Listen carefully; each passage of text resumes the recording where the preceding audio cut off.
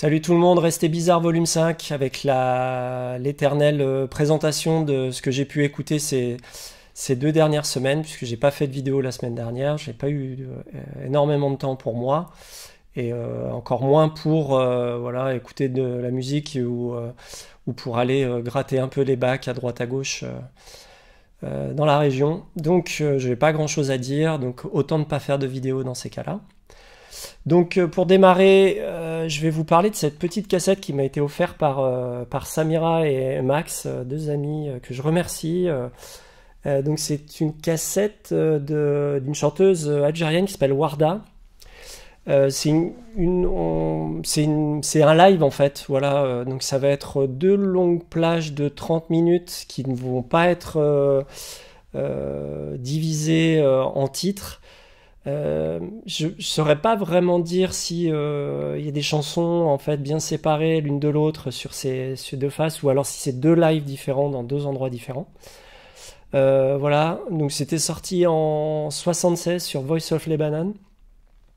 Euh, et ce que j'ai pu, ce que j'ai pu en tirer de mes quelques écoutes, j'ai dû l'écouter 2 ou 3 fois seulement depuis que je l'ai, c'est que ça peut faire penser à un mix entre Férouz et Kalsoum. Voilà, en termes de deux périodes de voilà 76, on est dans une période de transition. On est quand même sur on rentre un peu dans entre guillemets dans la modernité sur ce type de son là.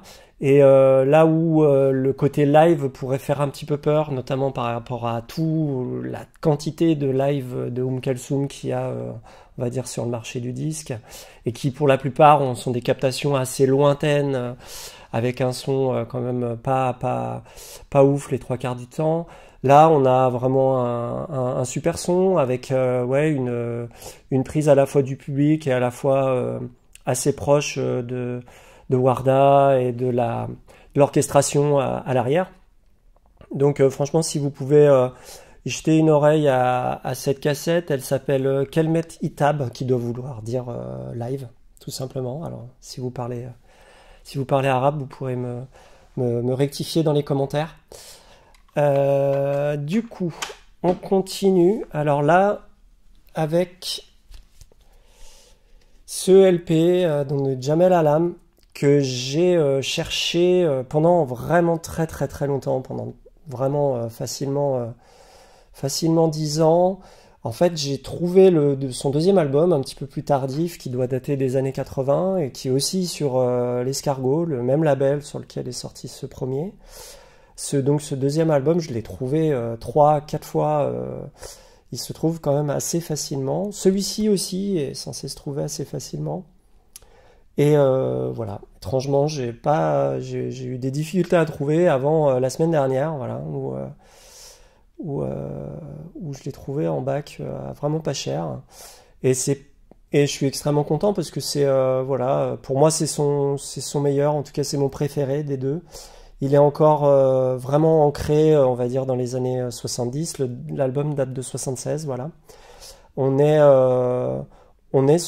voilà, sur un son qui mélange à la fois la musique traditionnelle et on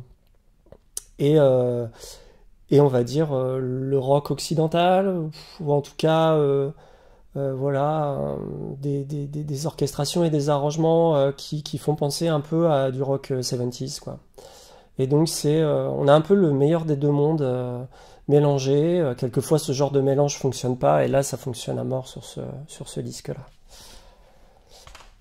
Du coup, là on part en Finlande avec un de mes groupes favoris. Il s'appelle Eppu Normali.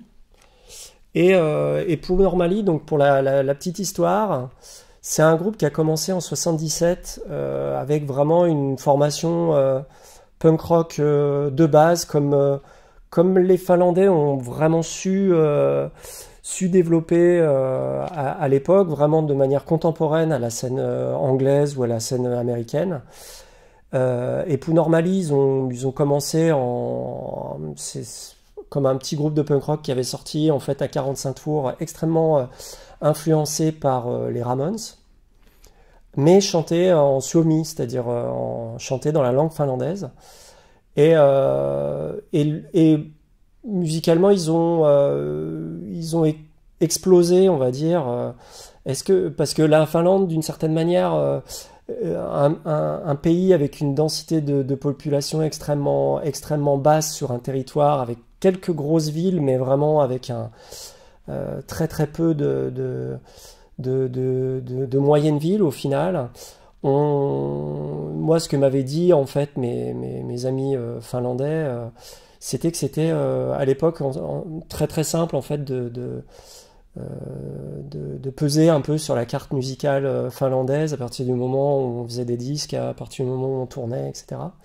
Donc Epu Normali ont énormément produit en termes d'albums et ils ont très très vite donc vraiment cartonné, fini sur les radios et leur musique est passée, on va dire, d'un punk rock mélodique extrêmement tubesque et très basique mais extrêmement bien composé à une musique plus rock et plus mainstream avec voilà des sons un peu plus 80s, sans toucher du tout à la new wave, au post-punk ou quoi que ce soit.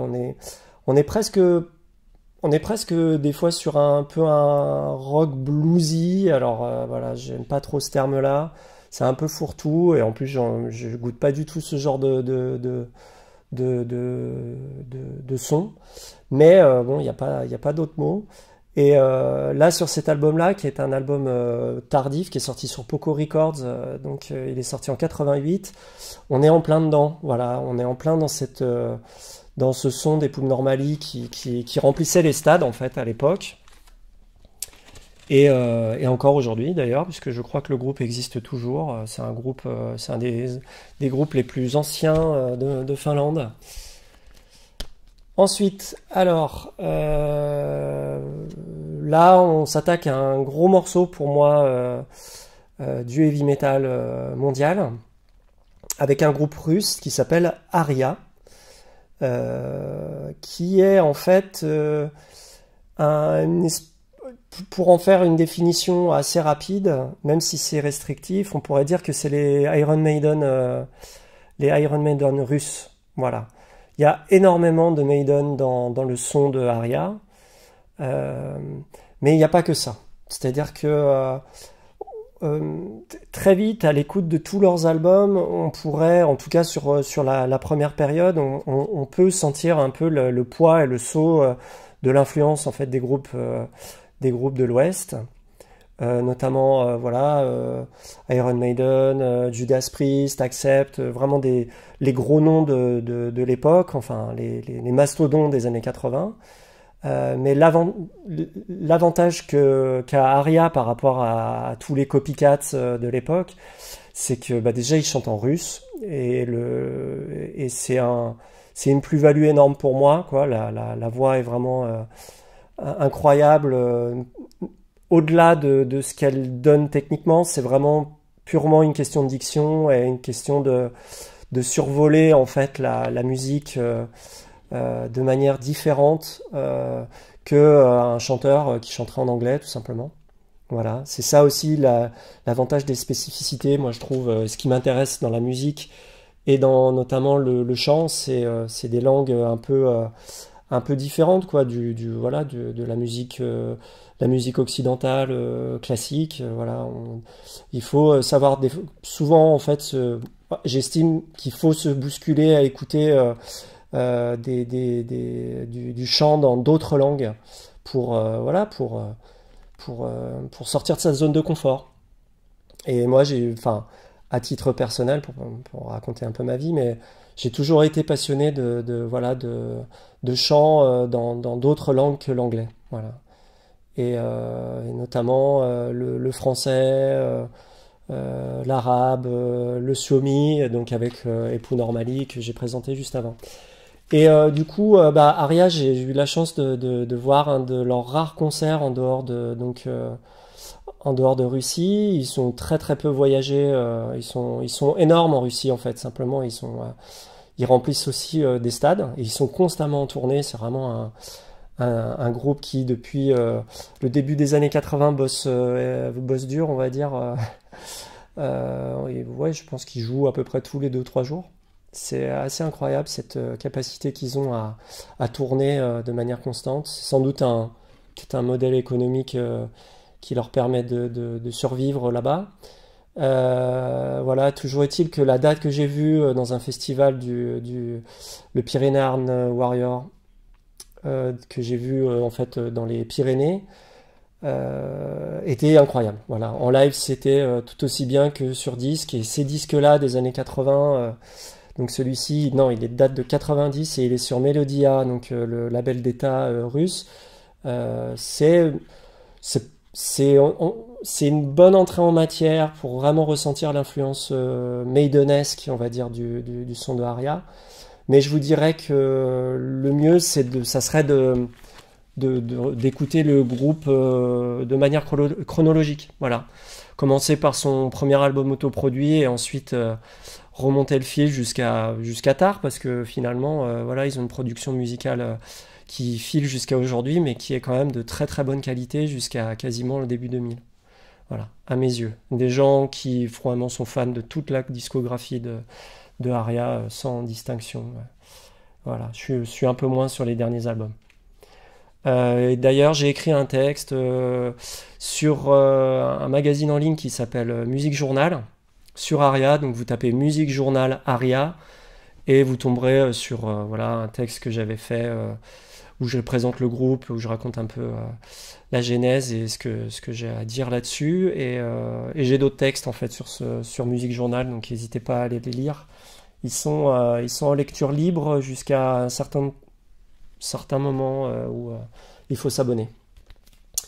Du coup, là on passe à un groupe actuel entre guillemets, puisque en fait c'est un groupe qui s'est reformé pour composer cet album-là. C'est un groupe qui sur ces 10 dernières années, on va dire, passe c'est un groupe récent, hein, donc c'est The Minneapolis Uranium Club, un groupe de Minneapolis du coup. Donc depuis ces 10 dernières années, c'est un groupe qui passe d'actif à endormi de manière assez régulière. Voilà, un peu au gré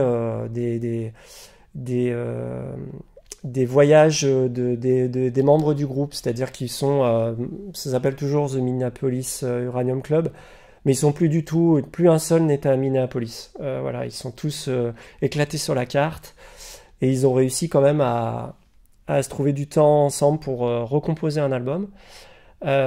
Pour définir un peu ce groupe, qui pour moi est un des meilleurs groupes de punk rock de ces 10 dernières années, sans hésitation.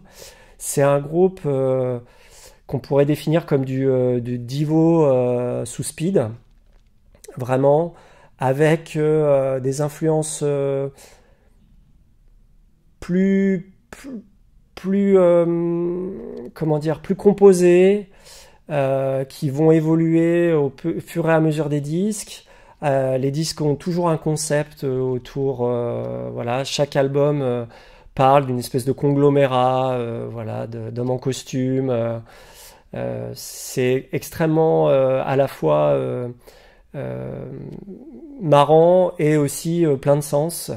Voilà, et il le faisait à une époque où moins de groupes on va dire dans le punk rock s'attaquaient à être un peu conceptuel derrière ça. Aujourd'hui, c'est un petit peu plus répandu, mais eux étaient un peu les premiers à le refaire.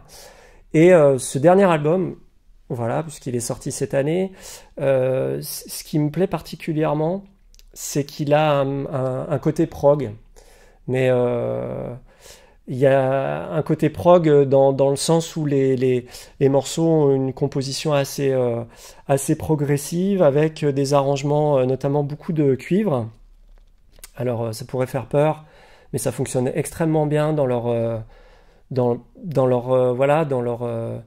musique qui ressemble à une espèce de divo hyper rapide. Et on a aussi beaucoup de passages un peu un peu atmosphérique avec du chant parlé ou alors carrément des spoken words. Tout est très lié et ça m'a fait penser bizarrement à un vieux groupe français des années 70, un groupe de prog extrêmement créatif et un peu foutraque qui s'appelait Ma banlieue flasque. Ma banlieue flasque, voilà, désolé. Et j'en démords pas, je trouve que ça ressemble vraiment à ça. Il y a vraiment un côté...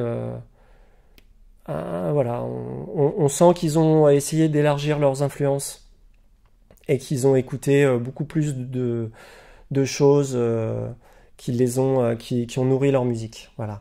Et pour les avoir vus plusieurs fois en concert, à chaque fois qu'ils sont passés en Europe, notamment une fois où où j'avais organisé un de leurs concerts, en live, c'est une machine totalement incroyable de mise en place. Et c'est très difficile d'être en place sur ce type de son. Ok, alors le prochain, je vais faire hyper vite parce que j'ai pas grand chose à dire. Je vais dire en termes d'information. C'est un 45 tours que j'ai récupéré un peu, on va dire un peu par hasard en ligne. Voilà, comme quoi, moi je chine jamais en ligne. Je sais qu'il y a des gens, c'est là un peu leur technique d'aller gratter et de rentrer dans un trou de verre de Discogs et de remonter. Voilà, je le fais, mais c'est jamais pour essayer de tenter des choses et tout ça. Et en fait, j'ai vu passer ce 45 tours qui était littéralement à 3 balles. Et où les frais de port, c'est un 45 tours français, donc était à 3 balles aussi. Ça m'intriguait, voilà, c'est un private press. Et j'ai vraiment pas été déçu.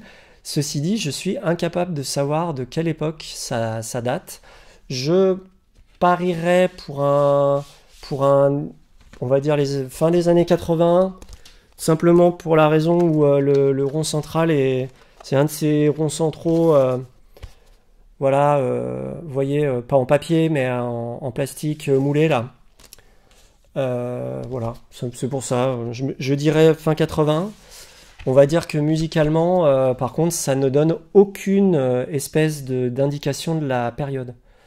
Parce qu'on est vraiment sur une espèce d'ovni qui commence avec une guitare fuzée et une basse ultra saturée qui joue un riff extrêmement simple, sans batterie derrière, pour ensuite virer à une espèce de truc qui fait un peu anti-pop, en fait, anti-folk, voilà, anti-folk, avec un gars voilà, qui égrène des accords maladroits, avec un chant un peu accrocheur et des paroles voilà, on est sur du pur incelcore, de la pure musique d'incel.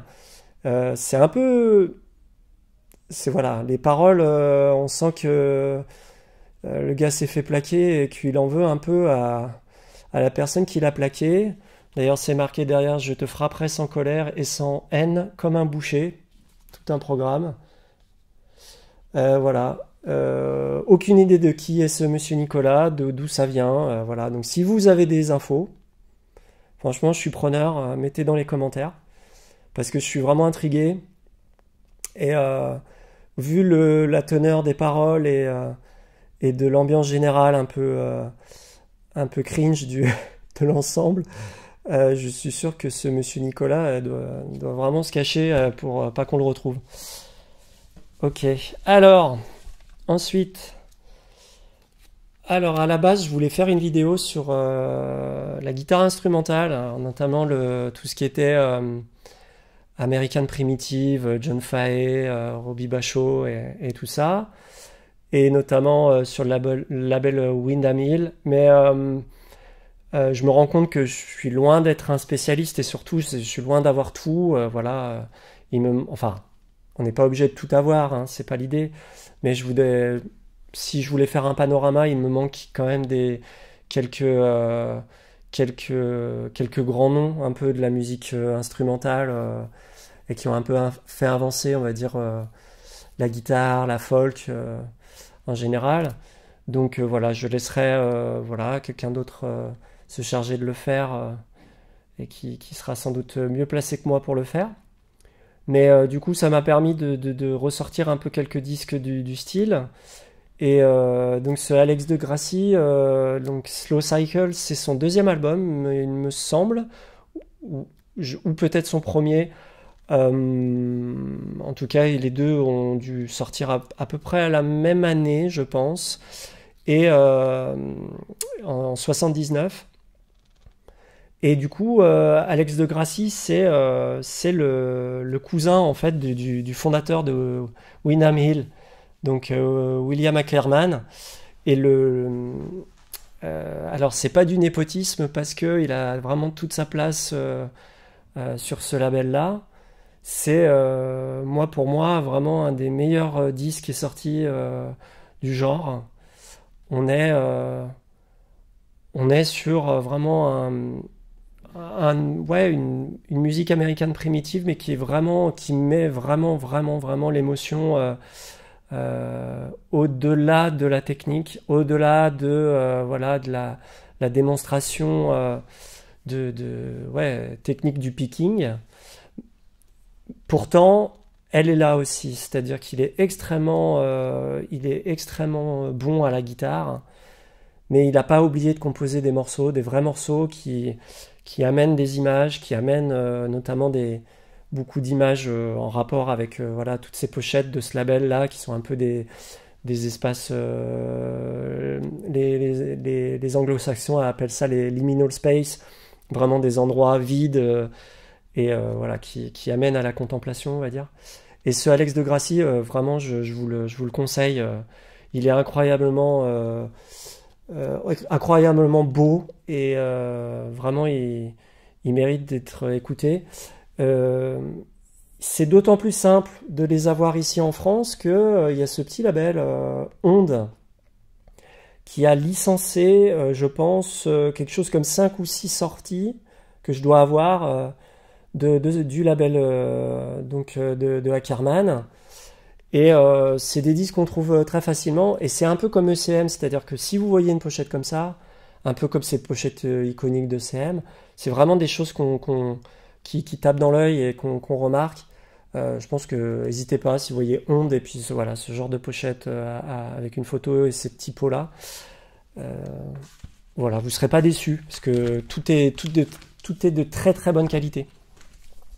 Et du coup, ça m'a permis de ressortir donc le boss du label, William Ackerman, avec l'album Childhood and Memory qui est sorti lui en 79 aussi, je crois. Bon, peut-être me tromper.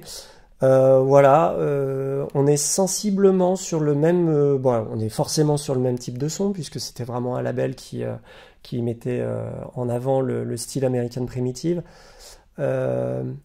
Mais c'est moins technique en fait que de Gracie, mais sans sacrifier l'émotion quoi. On est vraiment sur une musique extrêmement belle et qui comme son nom l'indique peut renvoyer vraiment à des souvenirs d'enfance très très fort. C'est ça que j'aime dans la musique. On va dire instrumentale, de folk instrumental, de cette scène-là spécifique. C'est vraiment un creuset où chaque personne individuellement, et je pense que c'est même pas une question de culture ou de où on est né, dans quel pays ou quoi que ce soit, c'est vraiment des harmonies et des mélodies et des structures de morceaux qui amène vraiment à se projeter et à projeter beaucoup de soi-même en fait dans cette musique-là. Et et cet album de Ackerman est vraiment apporte très très bien son nom à ce niveau-là. Du coup ensuite je vais mettre deux albums de jazz là que j'ai ressortis récemment, notamment ce Michel Portal Turbulent. Je l'ai ressorti parce que je l'ai vu à 75 balles dans un bac dans une convention récemment. Là j'ai halluciné parce que c'est pas un disque à 75 balles, hein. C'est un disque qui coûte bien moins cher. Ouais, c'est sorti sur Harmonia Mundi France. C'est un album de fin 80, je crois, 1987. Et ce que j'aime dans ce disque-là, donc déjà j'aime bien Michel Portal globalement, hein, c'est vraiment quelqu'un qui a amené un son dans le jazz français vraiment spécifique. Là, ce que j'aime dans cet album-là, c'est que j'entends un peu du Hassel, avec un côté, avec pas mal d'instruments avant qui sont filtrés par des effets. Voilà, vraiment, j'ai jamais vraiment gratté sur les influences de Portal sur cette période-là, mais je, je pourrais parier qu'il avait jeté une oreille aux albums de Jon Hassell et les productions qu'il a fait, notamment avec Ino. Du coup, pour la suite, un autre disque de jazz français, donc Akagera, donc de Humer, Jeannot et Texier. Donc petit à petit, un disque après l'autre, je complète mon Jeannot, ce que je vous en avais déjà montré sur les vidéos précédentes. Voilà, on est en terrain assez classique en termes de jazz français, mais voilà, une fois qu'on aime ce type de son, c'est ce genre de disque qui amène aussi un côté un peu plus percussif en fait, je connais pas non plus l'histoire derrière ce disque-là, ce qui a pu les motiver en termes, ce qui a pu les influencer en termes de son. Mais j'entends aussi beaucoup de musique tribale là-dedans. Voilà, donc si vous avez des infos, mettez-moi des commentaires. Éduquez-moi, je ne demande que ça. Ensuite, alors ça c'est un disque que j'ai reçu il n'y a pas longtemps. Je suis en train d'essayer de préparer une vidéo sur Henri Skoftorg, donc, qui est un pianiste voilà, qui a une discographie extrêmement longue et sur plusieurs décennies. Et c'est un peu un des disques assez courants à trouver en bac à solde, notamment ici à Lyon, il a sorti des disques sur Sonar, donc un label grenoblois, qui est un label voilà, que je vous conseille de chercher dans les bacs les bacs de ressourcerie. Voilà. Tentez le coup, si vous voyez Sonar Disque Grenoble, n'hésitez pas.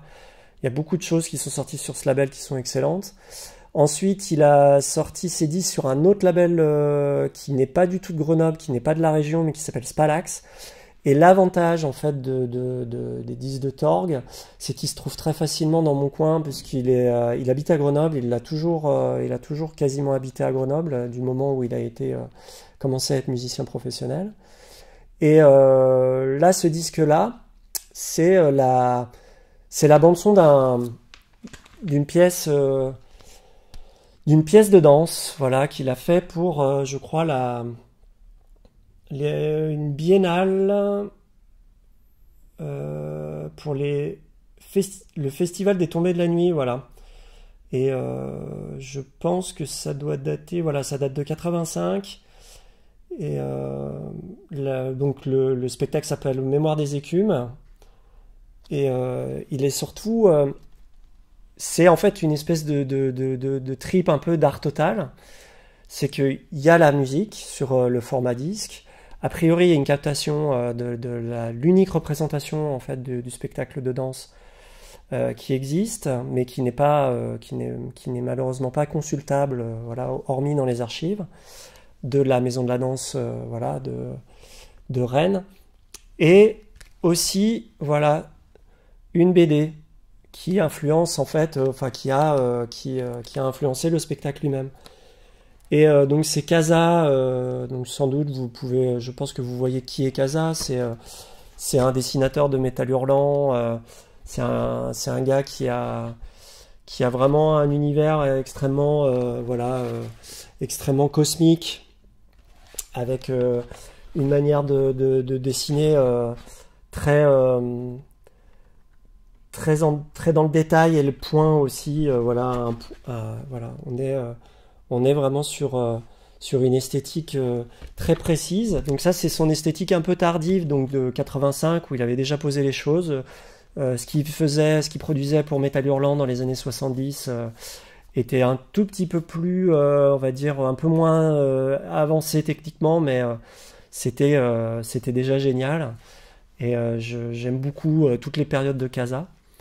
Et voilà. Et ce disque donc de Torg, on est, c'est peut-être son disque le plus orchestral, celui qui est le moins aride. Souvent Torg c'est un piano et des synthés et voilà des influences vraiment portées en évidence sur l'aspect répétitif voilà de thèmes.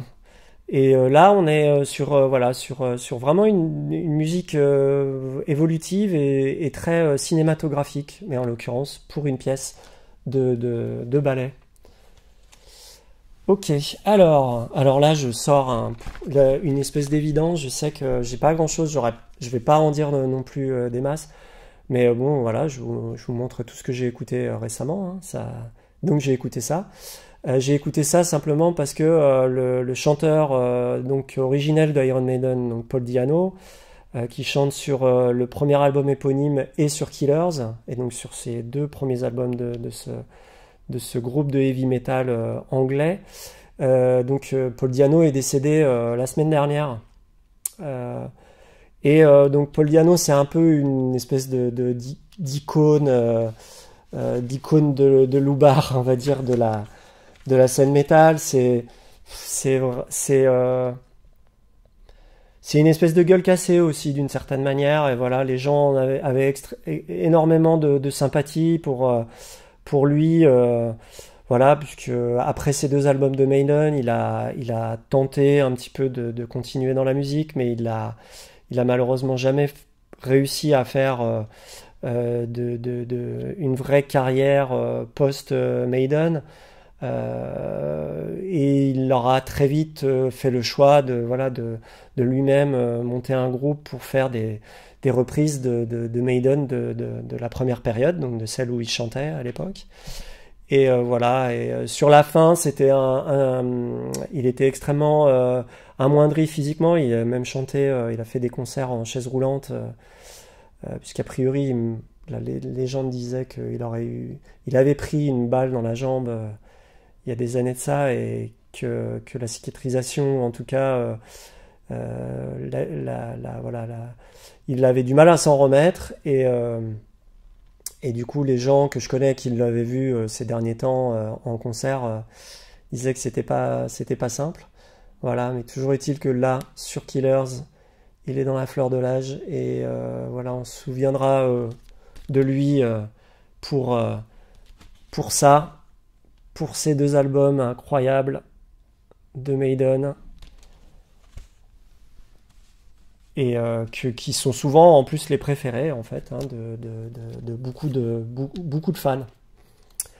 Ensuite, on reste dans le heavy metal. Alors ça, c'est un groupe c'est un groupe actuel, voilà. Cet album là, Diven Battle, est sorti en 2024, je crois un petit peu avant l'été. Il est sorti plus tardivement en LP. Du coup, voilà, fallait un peu sauter dessus. Je crois que c'est plus ou moins une autoproduction. Je crois que le Postmortem Apocalypse, qui est le label, ça doit être le leur. Et Savage Oath, c'est un peu un all-star band, c'est-à-dire en gros, on trouve le chanteur, c'est Brendan Radigan en fait, qui chante donc dans Summerlands, qui chantait dans Magic Cycle, Stone Dagger, une espèce on va dire, de chanteur à tout faire de Boston. Il a même chanté dans des groupes de hardcore, des groupes de street punk, de oi, enfin, le gars a tout fait. Il chantait aussi dans Battle Ruins, je ne sais pas si ce groupe existe encore. Toujours est-il qu'aujourd'hui, il est aussi chanteur donc dans Summerlands, Savage Oath et c'est le nouveau chanteur de Pagan Altar. Voilà. Et avec lui, dans ce groupe-là, on a des membres de plusieurs autres groupes, et notamment on a le bassiste de Mania Road. Donc Mania Road, c'est un groupe, on va dire, de power metal mythique, et musicalement, on n'est pas loin de ça, même si vraiment au niveau des guitares, ça tricote pas mal. On est vraiment sur ouais, sur un duel constant entre les guitares. Mais la composition est vraiment extrêmement intéressante et puis surtout assez tubesque. Voilà. Là, il y a notamment ce morceau Wings of Vengeance qui est, euh, qui est un pur tube.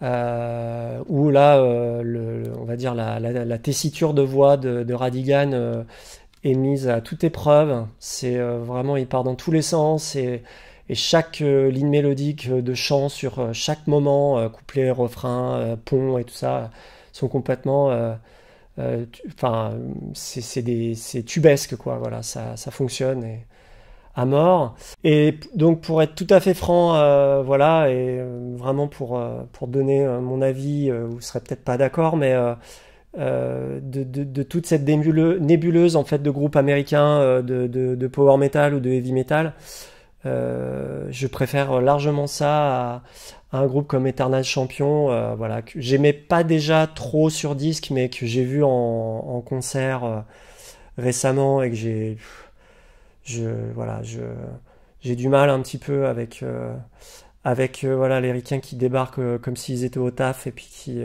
on sent qu'ils en ont plus rien à faire en fait et ils déroulent les morceaux sans aucune passion et sans aucune envie, voilà. Et là, de la passion et de l'envie, il y en a là-dedans dans ce disque-là. Après avoir en concert, hein, je ne sais pas, peut-être que ça sera pareil. Mais, euh, mais voilà, Savage Oath, un bon disque de heavy metal moderne. Ensuite, là on n'est pas sur de la modernité, c'est le cas de le dire. Wapasu avec l'album Mess en Ré, qui était sorti en 1976, donc sur le label Crypto. Crypto, c'est un label que j'essaye de compléter depuis une petite dizaine d'années maintenant. Il y a beaucoup voilà, de références du label qui se trouvent facilement. Quand je dis facilement trouver, c'est en bac disquaire ou même, euh, ou même sur les brocantes, des choses comme ça. Notamment, voilà, il y a des disques de Mona Lisa ou de ces groupes de prog français un peu cagneux, voilà, que j'ai trouvé notamment ouais, sur des brocantes. Wapasu, celui-là, je l'ai trouvé en disquaire il y a déjà un moment de ça. Et la petite spécificité de ce groupe, c'est que il n'y a pas de section rythmique, c'est-à-dire qu'il y a du violon, il y a de la basse, il y a de la guitare, il y a du chant, si je me trompe pas. Non, clavier, guitare, violon, voilà. Il n'y a absolument pas de basse batterie. Mais ça manque absolument pas. C'est-à-dire on est vraiment sur une musique progressive, ça c'est sûr, mais avec un, un côté, ouais, atmosphérique, un peu ambiant pour certains passages. Euh, on n'est pas vraiment dans un disque d'ambiance joué à la guitare comme par exemple l'album de Michel Moulinet, qui est qui est sur le crypto également. On est sur on est sur autre chose, voilà. Voilà. On est sur un truc un petit peu plus ampoulé, un peu plus orchestral. Du coup, alors ça c'est voilà, ça c'est un truc que j'ai chiné hier. C'est un disque que je trouve régulièrement, voilà, dans les bacs parce que je crois que la personne est de l'Ain à la base, donc voilà, on se retrouve avec son private press assez régulièrement dans le coin. Voilà, c'est Alain Réquian, Le Mal Espoir. Et il fait pas l'unanimité ce disque, voilà, mais soit on l'aime, soit on le déteste. Moi, je le trouve super. Voilà, c'est vraiment typiquement un private press français, c'est-à-dire on sent que le truc a été enregistré maison et que voilà, que Alain Réquian a mis un petit peu toutes ces cartouches là-dedans. Au niveau du chant, il est pas hyper performant, donc c'est un petit peu là où le bas blesse. Mais il y a du coup on va dire, ces défauts font la qualité, moi je trouve, de ce type de production française. Et il y a notamment plusieurs morceaux sur le disque qui, qui utilisent en fait de la fuzz, voilà, des guitares un peu sursaturées, qui sont surmixées, ou en tout cas mal mixées, mais c'est ce qui fait un peu tout le sel du truc. Et notamment, il y a ce morceau qui s'appelle Le flacon se brise, qui est une espèce de gros happening poétique, avec une musique un peu foutraque derrière. Voilà. Ça fait au moins la quatrième ou cinquième fois que je le trouve. À chaque fois, j'arrive à trouver quelqu'un que ça intéresse. Bah voilà, si jamais ça vous intéresse de me le choper, vu que j'en ai déjà, n'hésitez pas à me mettre en commentaire. Hop, le prochain. Donc c'est Michael Brook avec l'album Hybride. C'est un album de 85, donc qui est sur édition EG. C'est un disque qu'il a fait en collaboration avec Brian Eno et Daniel Lanois, qui est un producteur. Et donc Michael Brooks, c'est également lui-même un producteur. Voilà. C'est un guitariste canadien qui est connu pour avoir, comment dire, été à l'origine de quelques, enfin on va dire, inventions de la guitare la guitare électrique moderne. Voilà. Je crois que je suis pas sûr, mais j'avais entendu dire que sans lui, par exemple, ce qu'on appelle un ibo, c'est-à-dire c'était un petit boîtier avec des aimants qui font vibrer en fait la corde et qui permettent de faire un sustain infini, en fait, garder une note grâce à ce petit boîtier-là, en l'appliquant sur les cordes et en faisant une note, on peut faire tenir en fait la note à l'infini. Voilà, tant qu'il y a la pile du boîtier fonctionne. Et ça part a priori d'une innovation technique que lui-même a mis en place en fait pour voilà, développer son style. Son style voilà, sa guitare qu'on appelle The Infinite Guitar. Et donc qui se marque par voilà, des espèces de drones, de couches, de couches mélodiques de guitare noyées de reverb, noyées de delay, noyées d'énormément d'effets. Et on est sur au niveau du style, c'est vraiment ce qu'on appelle le Fourth World, vraiment une musique tribale qui amène tout de suite des idées de musique ethnologique, mais passer vraiment au prisme de la technique et de l'innovation de la production de musique de l'époque. C'est très marqué 80, mais moi qui suis quand même assez réfractaire aux productions ultra cliniques des années 80, là ici c'est hyper chaleureux, c'est absolument parfait, ouais, en termes de son. On a vraiment là,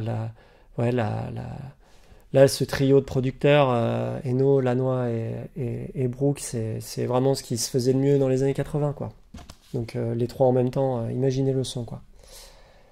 Et ensuite, donc ça c'est un truc que j'ai chiné hier. Voilà, je l'ai pris un peu au hasard parce que je prends souvent voilà, les disques du chant du monde quand je les trouve à pas cher. Là, celui-là était à 3 balles. En regardant un petit peu les notes de pochette également, en voyant un peu voilà, les instruments et les photos. Alors c'est toujours magnifique ces objets sur ce label-là. Je me suis dit que potentiellement, voilà, ça pouvait être vraiment intéressant, et j'ai vraiment pas été déçu parce on est sur un type d'enregistrement en ethno vraiment de super qualité, et beaucoup de chants a cappella, mais extrêmement complexe, tout en étant répétitif. Enfin, je sais plus qui récemment dans une des vidéos que j'ai regardées parlait de la musique de la musique ethno, et qu'il fallait quelquefois abandonner en fait ces idées préconçues ou ce qu'on voulait entendre, c'est-à-dire que en écoutant ça, en oubliant qu'on écoute des chants d'Indiens d'Amazonie, on peut essayer de raccorder ça vraiment à d'autres types de musique, des choses qui nous font partie un peu de notre culture, que chacun a en tête, quoi. Et voilà. Et moi, ce principe de répétition et ce principe de trance pour la plupart des morceaux qui sont enregistrés sur ce disque-là me parle énormément sur ce que j'aime, moi, par exemple, la musique psychédélique ou alors ou à la musique répétitive des années 70. Et voilà, vraiment, je retrouve ce genre de choses sur ce type de disque. Et donc, c'est toujours vraiment intéressant de les chiner. Donc voilà, bah écoutez, comme d'habitude, faites-moi un commentaire. Là, j'ai quand même quasiment fait encore 50 minutes. Donc, je suis vraiment désolé, je fais des vidéos bien trop longues.